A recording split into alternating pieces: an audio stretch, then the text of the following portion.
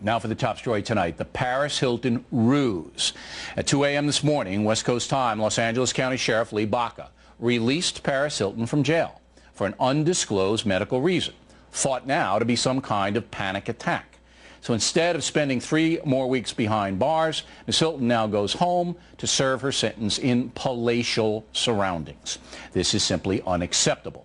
The justice system is supposed to be the same for everyone. Obviously, it is not. Sheriff Baca is the villain here, but Judge Michael Sauer, who sentenced Paris Hilton, should step up and demand a clear explanation as to why his sentence has been altered by the sheriff, who does have the final say over the jail. Now, you'll remember that Sauer gave Hilton a break after she pled no contest to a DUI, sentencing her to probation and ordering her not to drive. But she violated that order, so Sauer gave her a short jail stretch.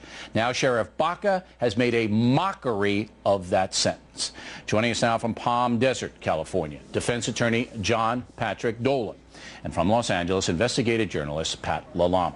Pat, begin with you. What is the medical condition? Do you know what sprung her out of there? I do. The medical condition is mental, not physical. Crying jags, nonstop depression. As one attorney put it to me, how everyone who's in jail feels. And here's the deal. I happen to have this order form that the Sheriff's Department, the probation department will give to her, where she's allowed to check off what she wants to do. Go do my laundry, I doubt it. Go to the doctor, I doubt it. Go look for a job, I doubt it. But she is allowed to check this form and ask for certain, permission to leave her house. As for her medical condition, Bill, here's the deal.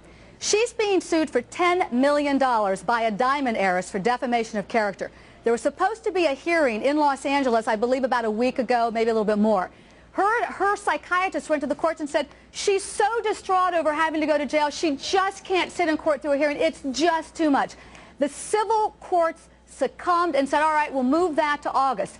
2 nights later, she was out partying.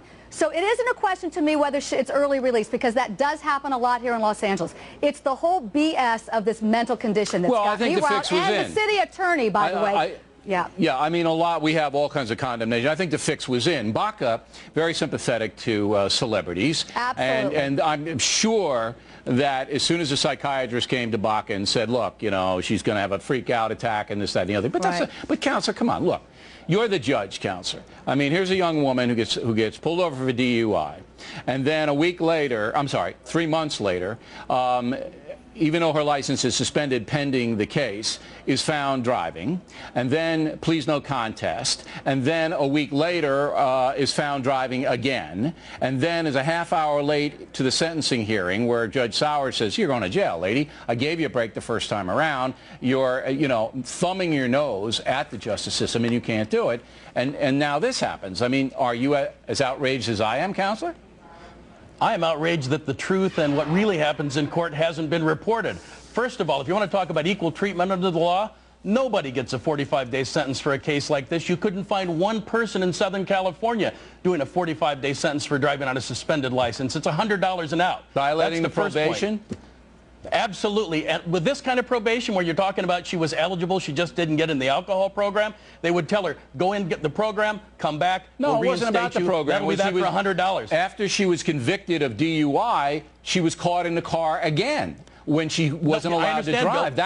That was the violation of the probation, in addition to not going to the other thing. But wait a minute, are you telling me, eligible for a license, she just didn't get in the program? Are you telling me in the state of California that you're allowed, all right, to get convicted of a fairly serious crime, DUI, and then violate all terms of the probation, which is a light sentence, and not be held accountable for that? Are you telling me that?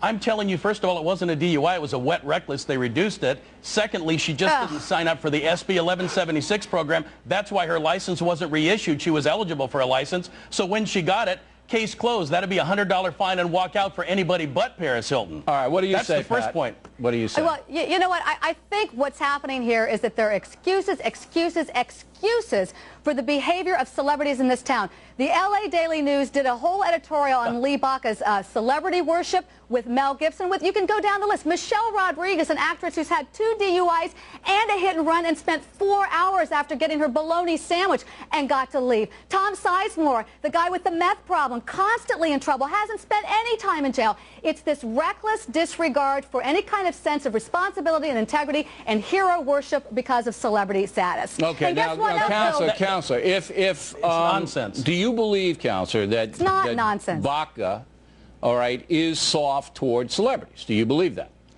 No, I believe he has a jail overcrowding problem, and anyone with a 45-day sentence in Los Paris Hilton had would have her gotten own kicked cell. out in 3 days. No. I understand. Paris Hilton had her own cell. There was no roommate in there, even though it was another bunk. They didn't put a roommate. Don't give me the overcrowding business. The overcrowding business is BS. She was in there alone. She didn't have anybody in there with her. Exactly. No, the BS is people are saying anybody else would have served any more time than Paris Hilton. They wouldn't have. They don't. All right, well, that may be true. You may have a chaotic system in Los Angeles, and I believe you do. And Baca is part of the problem of that chaos. But, you know, around the country, Counselor, don't you see how bad this looks, that you have a rich heiress? I mean, I don't want to leave. I want to go for 40 days to her house. I'll stay there for 40 days. I don't want to go out, all right? I mean, look at this house. Let's all go. All right, for 40 days, how about it? We'll have a vacation. This is not a punishment for any crime, Counselor. It's not a punishment.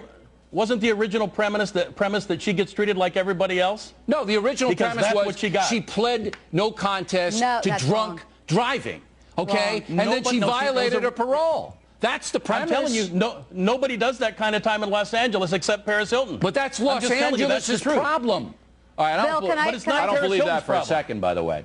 It's the truth. I've been working in the courts for 30 years. It's the truth. All right. We'll see. We'll see. All right. Pat, you want to have the last word here? Well, I just wanted to say it isn't a matter. Yes, it is true that people do get early release, the nonviolent people. That's not the issue. There's an overall aura of coddling these people. There's a lot of other people who probably been in longer and could have gotten out earlier. And guess what? She might be able to do TV interviews from her house, too. Okay. We'll follow the story. Pat, Counselor, thanks very much. We appreciate it. Next on the rundown, 2 brutal